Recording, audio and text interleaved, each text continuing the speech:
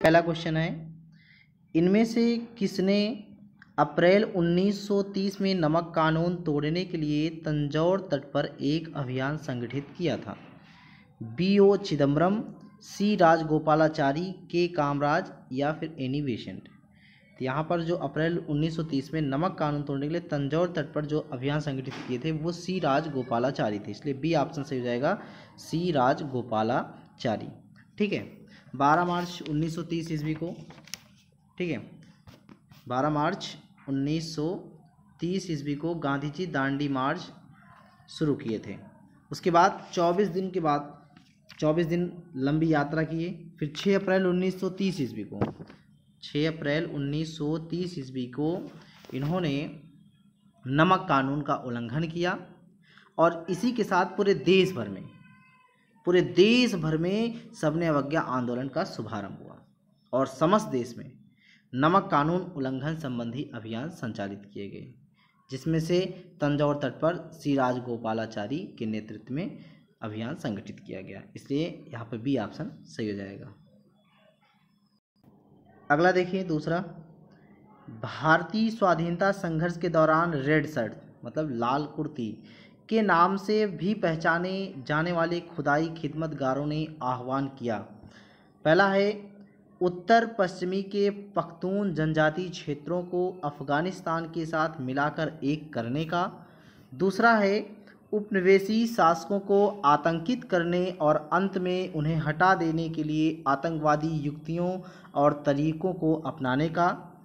तीसरा है राजनीतिक और सामाजिक सुधार के लिए साम्यवादी क्रांतिवादी विचारधारा अपनाने का। और चौथा है पठान क्षेत्रीय राष्ट्रवादी एकता का और उपनिवेशवाद के विरुद्ध संघर्ष का।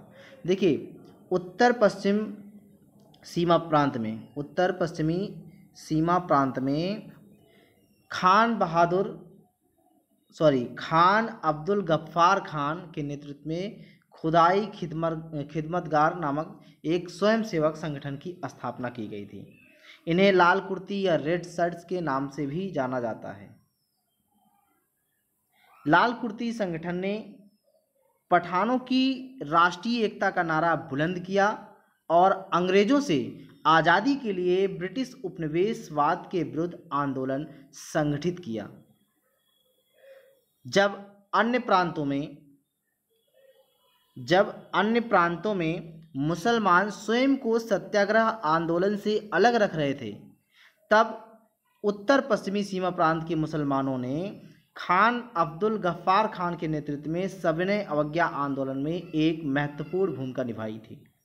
तो यहाँ पर हमारा डी ऑप्शन से जाएगा, पठान क्षेत्रीय राष्ट्रवादी एकता का और उपनिवेशवाद के विरुद्ध संघर्ष का था। ठीक है, अगला देखिए तीसरा, गढ़वाल रेजिमेंट के सैनिकों ने प्रदर्शनकारियों पर गोली चलाने से इनकार कर दिया था। खिलाफत आंदोलन में, असहयोग आंदोलन में, सबने अवज्ञा आंदोलन में या फिर भारत छोड़ो आंदोलन में?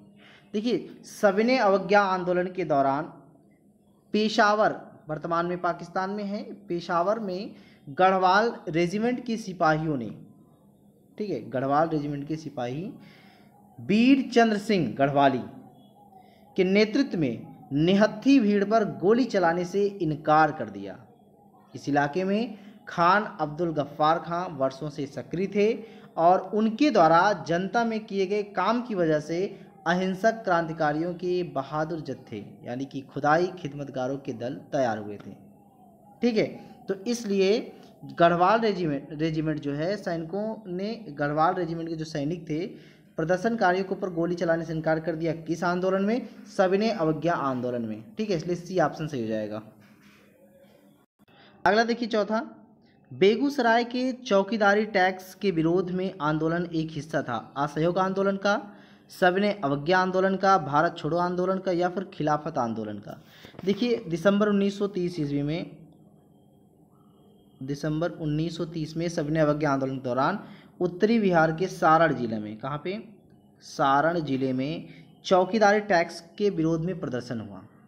किस दौरान? सविनय अवज्ञा आंदोलन के दौरान। और प्रदर्शनकारियों ने बंदूक से 27 बार छर्रे दागे। 27 बार छर्रे दागे जाने की परवाह नहीं की अगले महीने यानी कि जनवरी में बेगूसराय मुंगेर जिला में जो कि है स्वतंत्रता दिवस के लिए भीड़ एकत्रित की गई। वहाँ काफ़ी संख्या में ग्रामवासी आकर मिल गए और उपमंडल अधिकारी को एक गड्ढे में खदेड़ दिया और 146 बार गोलीबारी किए जाने के बाद ही वे विसर्जित हुए थे। तो इसलिए यहाँ पर हमारा बी ऑप्शन से हो जाएगा सविनय अवज्ञा आंदोलन। अगला देखिए पांचवा, निम्नलिखित में से किसने गांधी इरविन समझौता में महात्मा गांधी के लाभ को सांत्वना पुरस्कार कहा था? Subhash Chandra Bose, Elon Campbell Johnson, बीजी हार्निमन, सरोजनी नायडू। तो देखिए यहाँ पर आपका बी ऑप्शन से हो जाएगा Alan Campbell Johnson. Alan Campbell Johnson ने महात्मा गांधी के लाभ को सांत्वना पुरस्कार कहा था। इरविन के जीवनीकार थे एलन कैंपबेल जॉनसन और गांधी इरविन समझौता में इन्हीं को गांधी जी के लाभ को सांत्वना पुरस्कार कहते हैं। इरविन के एकमात्र आत्मसमर्पण के रूप में बातचीत के लिए सहमत होने को कहा था, इसलिए बी ऑप्शन सही है। अगला क्वेश्चन देखिए छठवां है, गांधी इरविन समझौता पर हस्ताक्षर हुआ 1931 में, 1935 में, 1942 में या फिर 1919 में? तो यहाँ पर आपके ऑप्शन ए से जाएगा 1931 ईस्वी में। देखिए सविनय अवज्ञा आंदोलन के विस्तारित होते स्वरूप को देखते हुए वायसराय इरविन ने देश में सौहार्द का वातावरण उत्पन्न करने के उद्देश्य से 26 जनवरी 1931 ईस्वी को गांधी जी को जेल से रिहा कर दिए।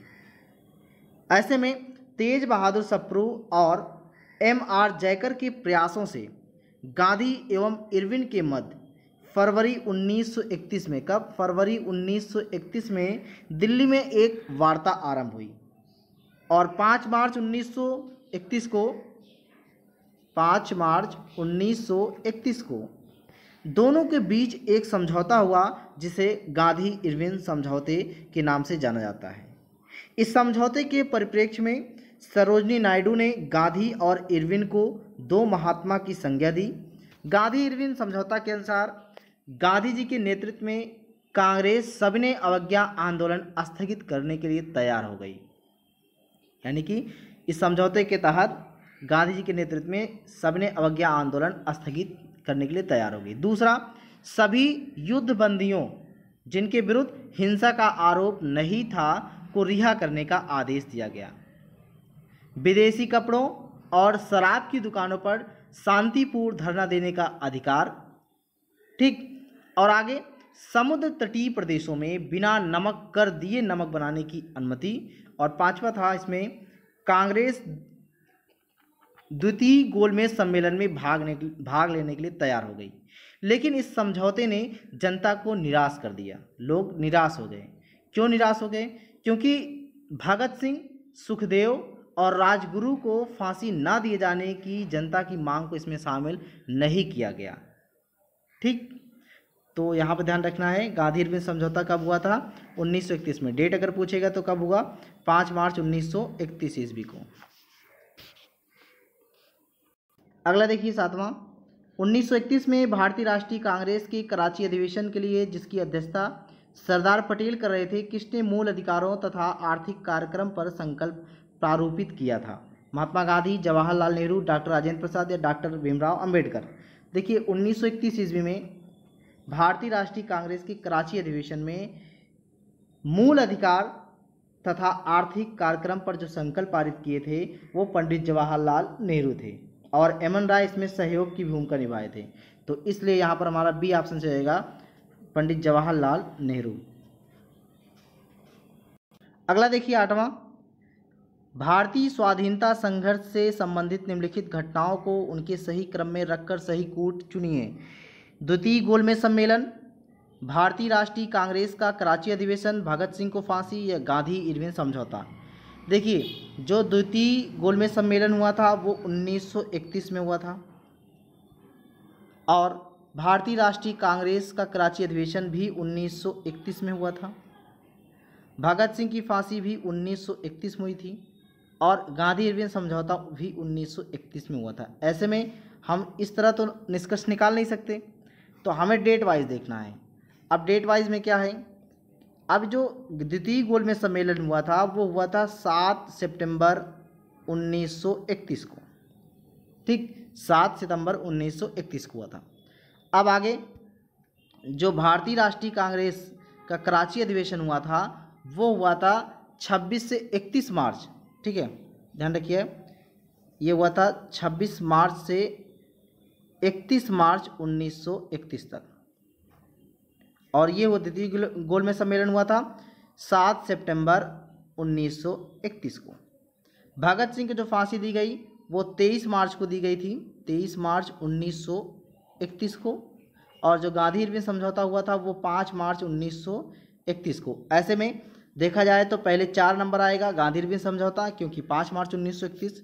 दूसरा है 23 मार्च भगत सिंह को फांसी, और 4-3 हो गया। और ये आपका है भारतीय राष्ट्रीय कांग्रेस, यानी कि 26 से 31 मार्च 1931, और फिर ये आपका सितंबर 1931। तो 4-3-2-1, तो 4-3-2-1 ऑप्शन कौन सा है? सी ऑप्शन सही हो जाएगा, 4-3-2-1। अगला देखिए, निम्नलिखित में से किस भारतीय नेता ने लंदन में प्रथम गोलमेज कॉन्फ्रेंस में भाग लिया था? मौलाना मोहम्मद अली, मौलाना अबुल कलाम आज़ाद, महात्मा गांधी या फिर जवाहरलाल नेहरू। तो देखिए 10 जून से 24 जून तक, 10 जून से 24 जून 1930 को साइमन कमीशन की रिपोर्ट 2 भाग में प्रकाशित हुई। 10 जून तथा 24 जून 1931 को साइमन कमीशन की रिपोर्ट 2 भाग में प्रकाशित हुई। राजनीतिक संगठनों ने कमीशन की सिफारिश को अस्वीकार कर दिया। कांग्रेस की जो प्रमुख नेता थे वो जेल में थे। ब्रिटिश सरकार ने निराशा एवं असंतोष के वातावरण में नवंबर 1930 ईस्वी को लंदन में प्रथम गोलमेज सम्मेलन बुलाया, और इस सम्मेलन में 89 प्रतिभागी या प्रतिनिधि भाग लिए, लेकिन इसमें कांग्रेस ने भाग नहीं लिया। और इस सम्मेलन में भागने वाले जो प्रमुख नेता थे वो तेज बहादुर सप्रू, श्रीनिवास शास्त्री, मौलाना मोहम्मद अली, मोहम्मद शफी, आगा खां, फजलुल हक, मोहम्मद अली जिन्ना, होमी मोदी, एम.आर. जयकर, मुंजे, डॉक्टर भीमराव अंबेडकर और सुंदर सिंह मजीठिया। तो ऐसे में हमारा यहाँ पर ए ऑप्शन से हो जाएगा मौलाना मोहम्मद अली। अगला देखिए, लंदन में संपन्न हुए गोलमेज सम्मेलन में भारतीय ईसाइयों का प्रतिनिधित्व किसने किया था? Rao Bahadur Srinivas, Akbar Hydari, sir A P. Patro, K T. Paul. देखिए 1930 ईस्वी में प्रथम गोलमेज सम्मेलन हुआ था, और यह गोलमेज सम्मेलन लंदन के सेंट जेम्स महल में हुआ था। इसमें कांग्रेस भाग नहीं लिया था, कांग्रेस इसमें भाग नहीं लिया था। और इस सम्मेलन में जो ईसाई के प्रतिनिधित्व थे वो थे के.टी. पॉल। कौन? के.टी. पॉल, इसलिए हमारा डी ऑप्शन से जाएगा के.टी. पॉल। अगला देखिए, 11वां, निम्नलिखित में से किन व्यक्तियों ने द्वितीय गोलमेज सम्मेलन में भाग लिया? महात्मा गांधी, सरोजनी नायडू, मदन मोहन मालवीय, मौलाना आज़ाद। नीचे दिए हुए कूट में सही उत्तर का चयन कीजिए। 1 और 2, 1 और 3, 1, 2 और 3, 1, 3 और 4। देखिए 7 सितंबर 1931 से 7 सितंबर 1931 से 1 दिसंबर 1931 तक द्वितीय गोलमेज सम्मेलन चला। इसमें महात्मा गांधी कांग्रेस के एकमात्र प्रतिनिधि थे जो शामिल थे। इसके अलावा सरोजनी नायडू भी शामिल थी, मदन मोहन मालवीय भी शामिल थे, मौलाना आज़ाद इसमें द्वितीय गोलमेज सम्मेलन में शामिल नहीं थे। एनी बेसेंट भी इस सम्मेलन में भाग लिया था। अब गांधी जी के साथ उनके सचिव गए थे जिनका नाम महादेव देसाई, प्यारेलाल, मीराबेन और देवदास भी गए थे। इसलिए यहाँ पर हमारा सी ऑप्शन से हो जाएगा 1, 2 और 3। अगला देखिए 12वां, महात्मा गांधी जब द्वितीय गोलमेज सभा में भाग लेने लंदन गए थे, ठहरे थे सेंट जेम्स पैलेस में, किंग्सले हॉल में, इंडिया हाउस में, या फिर इनमें से किसी में नहीं। देखिए दूसरा जो गोलमेज सम्मेलन हुआ था वो 7 सितंबर से 1 दिसंबर, 7 सितंबर से 1 दिसंबर 1931 के बीच हुआ था। ऐसे में गांधी जी एकमात्र प्रतिनिधि थे कांग्रेस के जो इस सम्मेलन में भाग लिए थे। गांधी जी एस राजपूताना नामक जलपोत से लंदन पहुंचे थे और वे लंदन के किंग्सले हॉल में ठहरे हुए थे। किस हाल में? किंग्सले हाल में ठहरे थे, इसलिए बी ऑप्शन हमारा सही हो जाएगा। अगला देखिए, निम्नलिखित कथनों पर विचार कीजिए। प्रथम गोलमेज सम्मेलन में डॉक्टर अंबेडकर ने दलित वर्ग के लिए अपना अलग निर्वाचक मंडल की मांग रखी। दूसरा है, पूना पैक्ट में स्थानीय निकायों तथा सिविल सेवाओं में दलित वर्गों के प्रतिनिधित्व के लिए विशेष उपबंध रखे गए थे। तीसरा है, तृतीय गोलमेज सम्मेलन में भारतीय राष्ट्रीय कांग्रेस ने भाग नहीं लिया था। उपरोक्त कथनों में से कौन से सही हैं? 1 और 2, 2 और 3, 1 और 3, 1, 2, 3। तो आते हैं कथन पे। प्रथम गोलमेज सम्मेलन में डॉक्टर भीमराव अंबेडकर ने दलित वर्ग के लिए अलग निर्वाचक मंडल की मांग रखी थी। ये कथन सही है, बिल्कुल रखे थे। दूसरा है, पूना पैक्ट में स्थानीय निकायों तथा सिविल सेवाओं में दलित वर्गों के प्रतिनिधित्व के लिए विशेष उपबंध रखे गए थे। ये भी सही है। तीसरा है, तृतीय गोलमेज सम्मेलन में भारतीय राष्ट्रीय कांग्रेस ने भाग नहीं लिया था। ये भी कथन सही है, क्योंकि जो भारतीय राष्ट्रीय कांग्रेस जिस गोलमेज सम्मेलन में भाग लिए थे वो सेकंड गोलमेज सम्मेलन में भाग लिया था। बाकी पहला और तीसरे गोलमेज सम्मेलन में भाग नहीं लिया था, इसलिए तीसरा भी कथन सही है। तो हमारा तीनों कथन सही है, यानी कि डी ऑप्शन हमारा सही जाएगा, 1, 2, 3।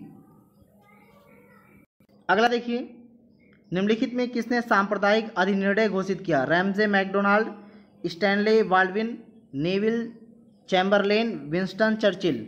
तो देखिए, जब द्वितीय गोलमेज सम्मेलन में संप्रदायों और दलित वर्गों के लिए पृथक निर्वाचक मंडल की मांग की गई थी, तो उस पर कोई सहमति नहीं बन पाई थी, और ऐसे में सम्मेलन ने इस समस्या के निदान के लिए जो उस समय ब्रिटिश प्रधानमंत्री थे रैमजे मैकडोनाल्ड ने प्राधिकृत किया। क्या प्राधिकृत किया कि 16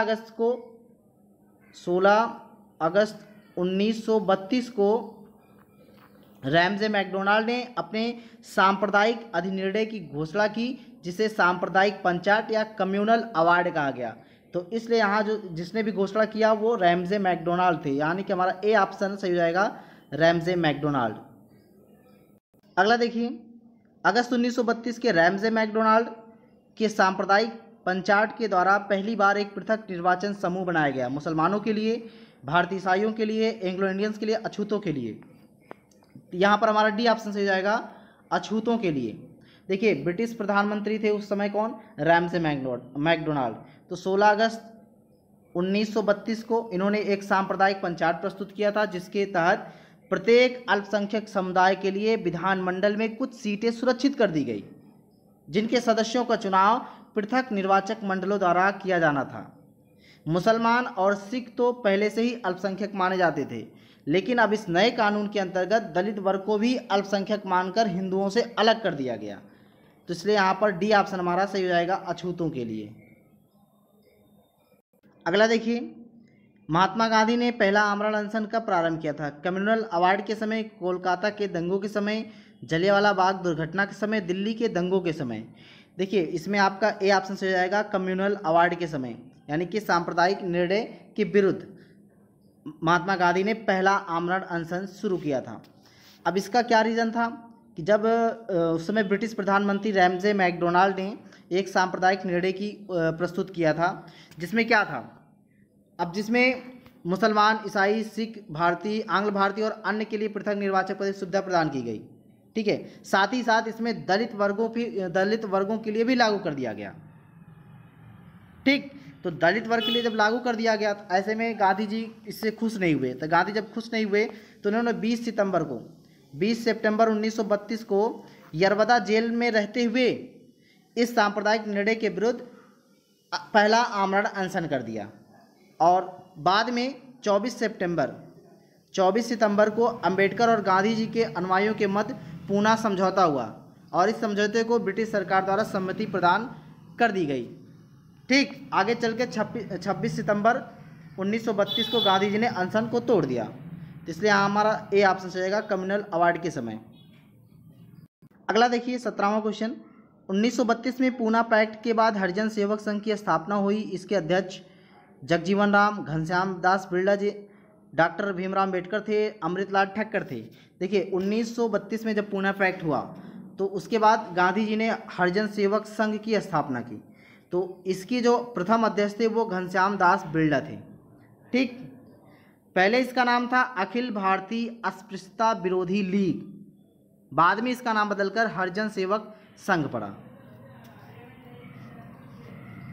अगला देखिए, अखिल भारतीय हरिजन संघ की स्थापना किसने की थी? महात्मा गांधी, डॉक्टर अंबेडकर, नारायण गुरु या फिर विवेकानंद? यहाँ पर ए ऑप्शन से जाएगा महात्मा गांधी।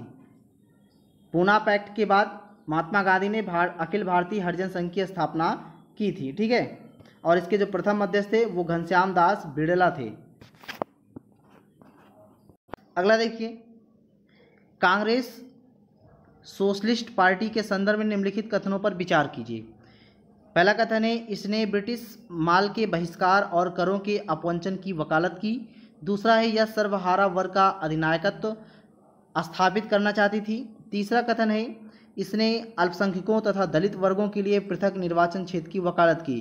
उपर्युक्त कथनों में से कौन से सही हैं? केवल 1 और 2, केवल 3, 1, 2, 3, कोई नहीं। तो आपको बता दें कि यहाँ पर जो पहला कथन है, इसने ब्रिटिश माल के बहिष्कार और करों के अपवंचन की वकालत की। देखिए, कांग्रेस सोशलिस्ट पार्टी ने ब्रिटिश उत्पादों और करों के बहिष्कार का समर्थन किया, ना कि करों के अपवंचन का, इसलिए पहला कथन हमारा गलत हो जाएगा। दूसरा क्या है कि यह सर्वहारा वर्ग का अधिनायकत्व स्थापित करना चाहती थी, तो नहीं, कांग्रेस सोशलिस्ट पार्टी के जो नेता थे वो समानता के आधार पर समाजवादी समाज की स्थापना करना चाहते थे, तो इसलिए दूसरा भी कथन गलत हो जाएगा। यह जो सर्वहारा वर्ग का अधिनायकत्व स्थापित करना चाहते थे, ये मार्क्सवाद का लक्ष्य था। और जो तीसरा है कथन, इसने अल्पसंख्यकों तथा दलित वर्गों के लिए पृथक निर्वाचन क्षेत्र की वकालत की, तो ये कांग्रेस सोशलिस्ट पार्टी ने इसका वकालत नहीं किया, तो इसलिए ये भी कथन गलत हो जाएगा, यानी कि तीनों कथन हमारा गलत हो जाएगा। तो यहाँ कौन सा सही है? कोई नहीं सही है, तो इसलिए हमारा डी ऑप्शन सही हो जाएगा, कोई नहीं। आज का लास्ट क्वेश्चन है 20वां। देखिए, निम्नलिखित में से कौन कांग्रेस समाजवादी दल का प्रमुख नेता था? एमएन राय, गणेश शंकर विद्यार्थी, पट्टम ताड़ू पिल्लय, आचार्य नरेंद्र देव? देखिए, कांग्रेस समाजवादी पार्टी की स्थापना 1934 में हुई थी। ठीक है, और पटना बिहार में हुई थी। इसके जो संस्थापक थे वो आचार्य नरेंद्र देव और जयप्रकाश नारायण थे, तो यहाँ पर आपका डी ऑप्शन सही जाएगा, आचार्य नरेंद्र देव। इसके अलावा अन्य सदस्य भी थे, जिसमें अशोक मेहता, अच्युत पटवर्धन, मीनू मसानी, डॉक्टर राम मनोहर लोहिया, पुरुषोत्तम विक्रमदास, यूसुफ मेहराले, गंगा शरण सिंह और कमला देवी चट्टोपाध्याय। तो दोस्तों, आज का वीडियो आपको लोग कैसा लगा? वीडियो अच्छा लगा तो वीडियो को लाइक कीजिएगा, अपने दोस्तों के साथ शेयर कीजिए। कल फिर मिलते हैं 20 क्वेश्चन के साथ, तब तक के लिए नमस्कार।